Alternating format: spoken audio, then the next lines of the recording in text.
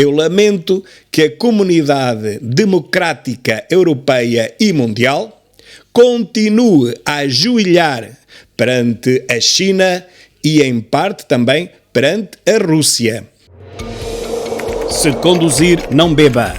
Se governar, não roube, porque o dinheiro é do povo. Meus caros, celebra-se hoje em todo o mundo o Dia da Vitória da Europa.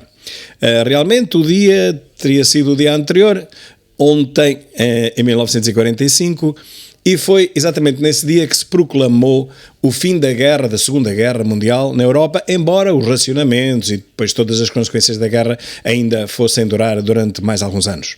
Mas em Londres, em Trafalgar Square e no Palácio de Buckingham, juntaram-se dezenas de milhares de pessoas, surgindo à varanda do palácio o rei George VI e a rainha consorte Elizabeth, acompanhados pelo primeiro-ministro Winston Churchill, para saudar a população. A fotografia que estão a ver agora.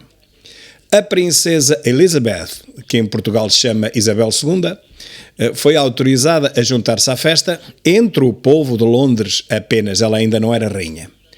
Nos Estados Unidos, o presidente Harry Truman celebrava 61 anos neste mesmo dia e dedicou a vitória ao seu antecessor, Franklin D. Roosevelt, que morrera havia cerca de um mês, no dia 12 de abril. Os aliados tinham acordado, portanto, que seria no dia de hoje, 9 de maio, o dia da celebração. Mas os jornalistas souberam, lançaram a notícia da rendição alemã mais cedo do que era previsto, precipitando então as celebrações.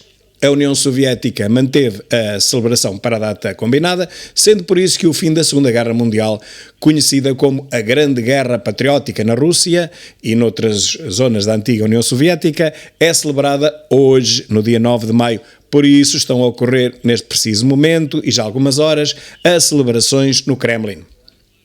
É claro, a guerra não acabou ali, continuou no Pacífico e nomeadamente no Japão, que sofreu a explosão de mais 2 bombas nucleares, as únicas 2 bombas lançadas sobre a humanidade, em 6 e 9 de agosto desse mesmo ano. Portanto, já a guerra tinha terminado na Europa há muito tempo, mas continuava ainda no Pacífico e no Japão.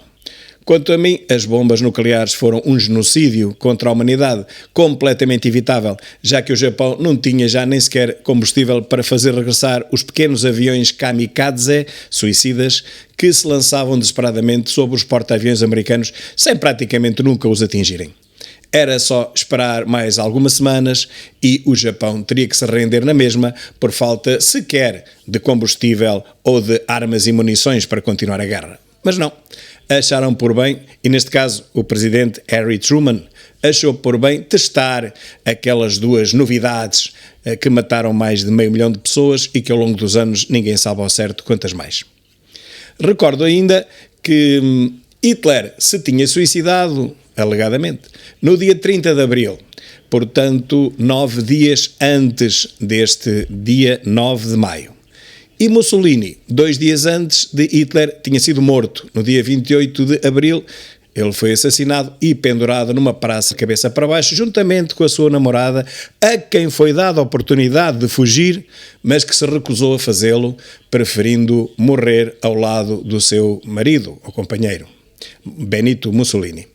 Foi nesse dia, 28 de abril, que terminou o fascismo em todo o mundo. Desde esse dia até à data de hoje, nunca mais houve nenhum governo fascista. Pode ter havido movimentos simpatizantes do fascismo, como há movimentos simpatizantes de tudo, até da lagartixa verde da Serra da Estrela. Mas tomar o poder, nunca mais nenhum grupo fascista o tomou em lado nenhum neste planeta. Houve ditaduras militares? Houve. Que os historiadores de extrema-esquerda, os Rosas e os outros, querem fazer confundir com fascismo. Mas regime fascista nunca mais existiu, nem sequer em Espanha se pode dizer que Franco alguma vez fosse fascista. Nunca foi. Uma ditadura militar sangrenta? Sim.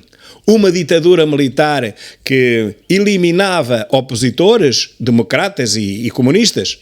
Também. Uma ditadura militar que instaurou a censura e a polícia política? Sim. uma ditadura militar que proibiu o ajuntamento de pessoas que alegadamente conspirariam contra a sua própria ditadura. Sim, mas fascismo nunca mais houve.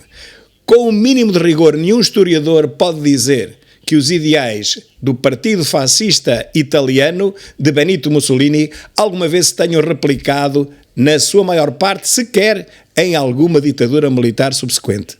Nem no Chile, nem em El Salvador, e mais próximo de nós, nem em Espanha e nem em Portugal, muito menos em Portugal. Em Portugal houve realmente um movimento fascista, os Camisas Negras, liderados por Rolão Preto, que foi banido de Portugal pelo Salazar e pela sua polícia política. Recordo que o maior inimigo do fascista Rolão Preto foi António de Oliveira Salazar. Eram os maiores inimigos e só historiadores do Bloco de Esquerda é que podem negar esta evidência. Rolão Preto odiava Salazar e Salazar retribuía-lhe a simpatia por Rolão Preto. Este teve que fugir para a Espanha, onde foi acolhido por Primo de Rivera, ali ao lado, em Cidade Rodrigo.